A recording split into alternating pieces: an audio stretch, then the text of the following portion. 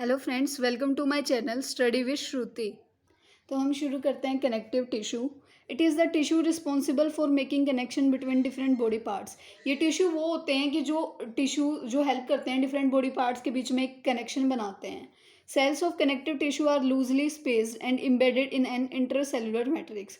जो connective tissue के cells होते हैं वो लूजली उनके बीच में स्पेस होता है, वो लूजली पैक्ड होते हैं और वो इंटरसेलुलर मैट्रिक्स के अंदर प्रेजेंट होते हैं।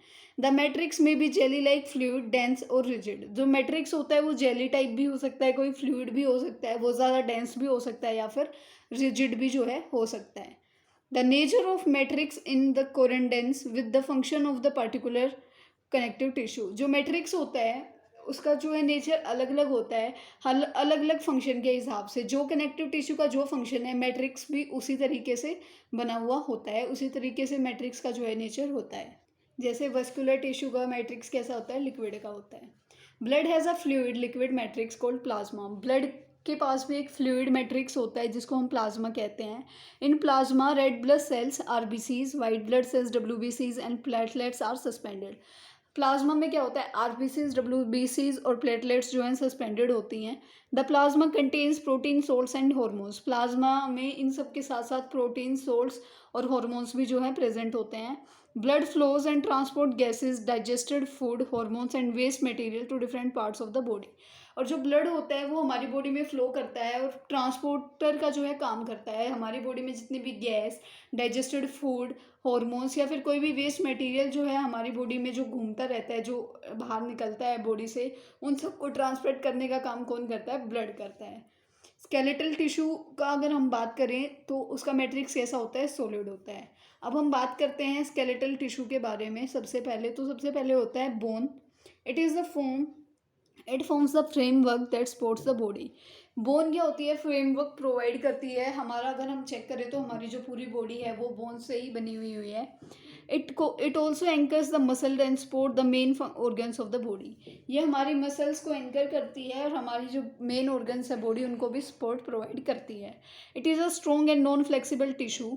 Bone cells are embedded in a hard matrix that is composed of calcium and phosphorus compounds. ये बहुत ज़्यादा स्ट्रॉन्ग और नॉन फ्लेक्सिबल टिश्यू है। हमारी जो मसल्स हैं वो बहुत हमारी जो बोन्स है वो बहुत ज़्यादा स्ट्रॉन्ग होती हैं और उनको हम वो फ्लेक्सिबल नहीं है, हम उनको मोड़ तोड़ नहीं सकते। जो बोन सेल्स हैं वो हार्ड मैट्रिक्स के अंदर जो है एम्बेडेड होते हैं और इस ये जो है जो हार्ड मैट्रिक्स है वो कैल्शियम से और फॉस्फोरस के कंपाउंड से जो है बना हुआ होता है। उसके बाद हम बात करते हैं कार्टिलेज की। Widely spaced cells, the solid matrix is composed of protein and sugars. Cartilage smoothens bone surface at joints and is also present in the nose, ear, trachea and larynx. Connectivity कैसी होती है, semi solid. Cartilage जो है वो बहुत widely spaced होता है, इनके सेल्स के बीच में जो है बहुत ज़्यादा स्पेस होता है।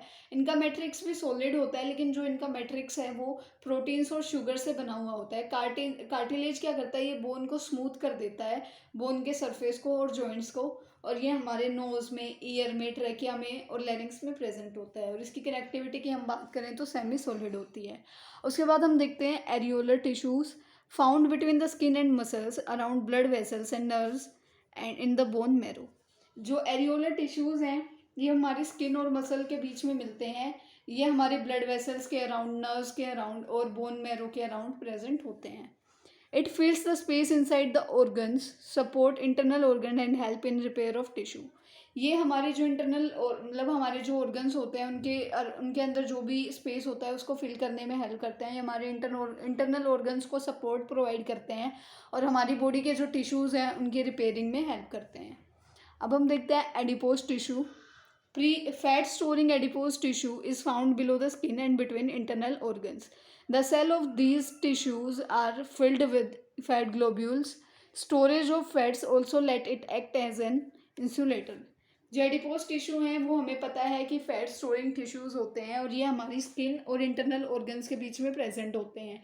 ये जो सेल्स हैं इनके अंदर जो है फैट ग्लोब्यूल्स फिल होते हैं और ये जो storage of fats also let it act as an insulator. जैसे कि इसमें एडिपोज टिश्यूज़ में फैट की स्टोरेज होती है तो उसकी वजह से ये इंसुलेटर की तरह भी जो है एक्ट करते हैं। अब हम बात करते हैं tendons. Tendons connect muscle to the bone. Tendons are fibrous tissues with great strength but limited flexibility. Tendons जो है मसल्स को कनेक्ट करते हैं बोन से, और ये जो है फाइब्रस टिश्यूज होते हैं और इनके पास बहुत ज़्यादा स्ट्रेंथ होती है, बट जो फ्लेक्सिबिलिटी है वो लिमिटेड होती है।